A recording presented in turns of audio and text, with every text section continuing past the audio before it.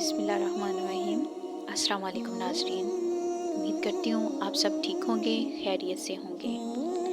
جب اللہ رب العزت نے حضرت موسیٰ علیہ السلام کا حکم دیا کہ وہ اپنی قوم بنی اسرائیل کو لے کر رات کی تاریکی میں مصر سے نکل جائیں، اس حکم کے دوسرے دن بنی اسرائیل والوں نے فرعون اور اس کی قوم کے افراد کے پاس گئے اور جو زیورات، سونے چاندی کے اور کپڑے چاہیے تھے وہ سب عاریتاً مانگے۔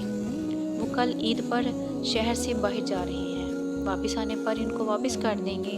فرعون نے اپنی قوم اور اپنے درباریوں کو حکم دیا کہ جو کچھ یہ مانگ رہے ہیں انہیں بخوشی سب کچھ دے دیا جائے۔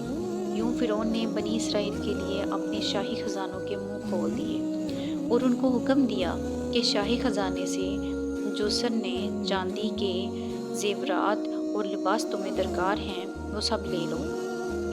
اور فرعون کی قوم قبطیوں نے بھی ان کے سونے چاندی کے زیورات اور لباس وغیرہ دینے میں کوئی تردد نہ کیا، کیونکہ ہر سال بنی اسرائیل کے لوگ ان سے عاریتاً لے جاتے اور عید مناتے تھے، اور وہ عید پڑھنے کے لیے شہر سے باہر نکل جایا کرتے تھے۔ اس لیے فرعون اور اس کی قوم کو آج بھی سونے اور چاندی کے زیورات، لباس وغیرہ دینے میں کوئی تردد نہ ہوا، اور ان کو کچھ گمان تک نہ ہوا کہ یہ لوگ فرار ہو جائیں گے، اس لیے سب کچھ انہیں دے دیا۔ روایت میں ہے عورتوں کے علاوہ 6 مرد اور بالغ افراد تھے جو سب کے سب کمر باندھ کر رات کو نکل جانے کو تیار ہوئے تھے۔ اللہ تعالیٰ کی مرضی کے ایسا ہوا، اسی دن شہر میں وبا پڑی کہ ہر ایک قبطی کے گھر میں ایک بڑا بیٹا مر گیا۔ وہ اپنے غم میں رونے لگے۔ جب رات ہوئی تو حضرت موسیٰ علیہ السلام اپنی قوم کے لشکر کے ہمراہ مصر سے نکل پڑے۔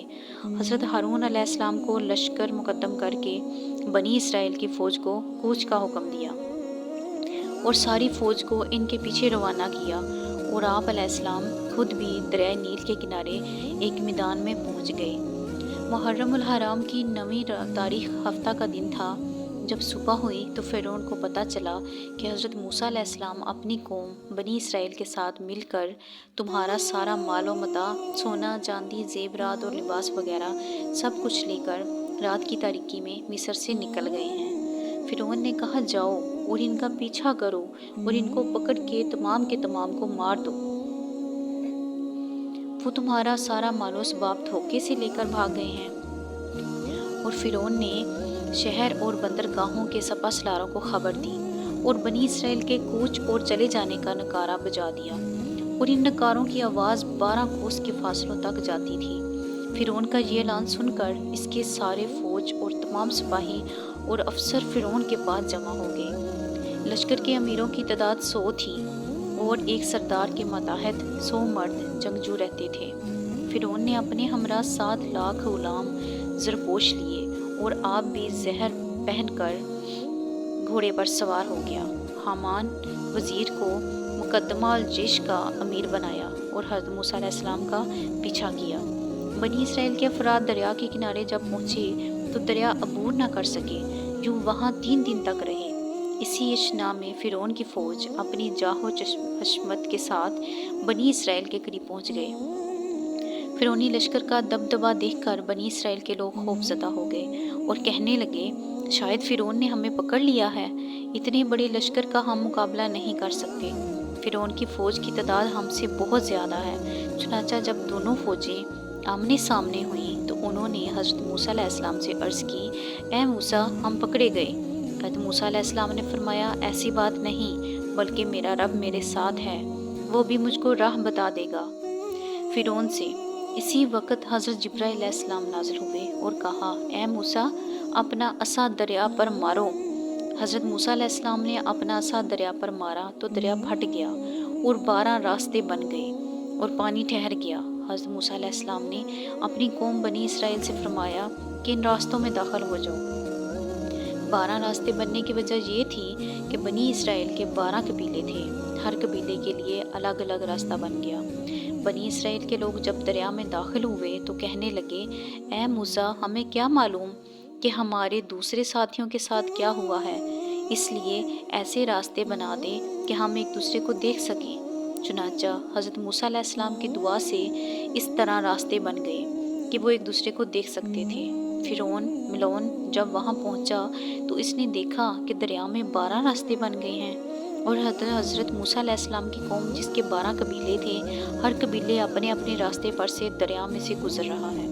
فرعون نے سوچا کہ اگر میری قوم پہنچ گئی اور انہوں نے یہ سارا منظر دیکھ لیا تو میرے کہنے کے باوجود کہ یہ حضرت موسیٰ علیہ السلام کا جادو ہے، ہو سکتا ہے کہ میری قوم ان پر ایمان لے آئے، تو مجھے بڑی ندامت کا سامنا کرنا پڑے گا۔ لہٰذا جب فرعون کی قوم پہنچی دریا کے کنارے تو فرعون نے کہا، اے میری قوم، مجھے پورا یقین ہے کہ موسیٰ علیہ السلام بڑا جادوگر ہے۔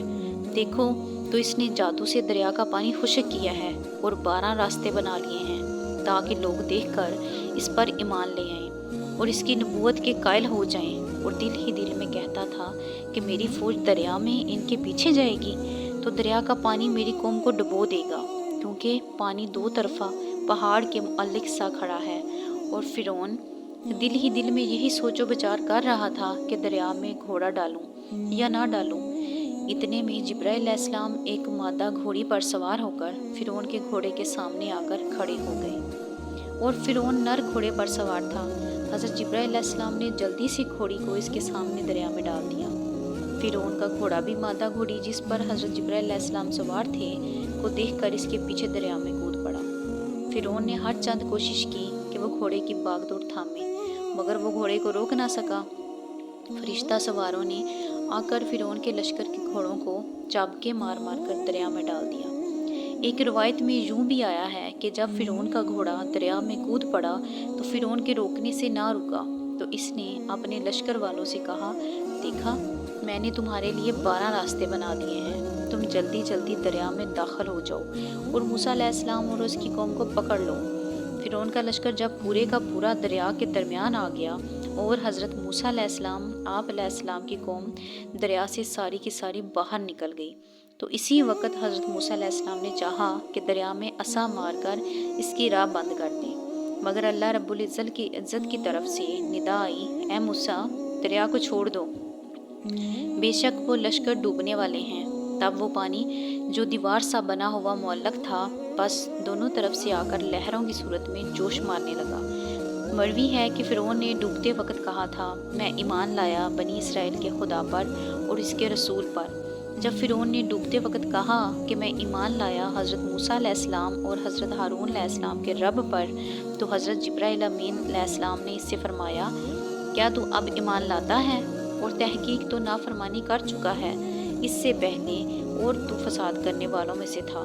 یعنی حضرت جبرائیل علیہ السلام نے فرعون سے فرمایا، اے فرعون تو ساری عمر اللہ رب العزت کا مخالف رہا، اب عذاب دیکھ کر تو اللہ تعالیٰ پر یقین لایا ہے، اسی وقت یقین لانا کوئی معتبر نہ ہے۔ حضرت جبرائیل علیہ السلام نے ایک مٹھی پر خاک اٹھا کر اس کے منہ پر ڈال دی، بس وہ بدت اپنے لشکر سمیت ہلاک ہو گیا اور دریائے نیل میں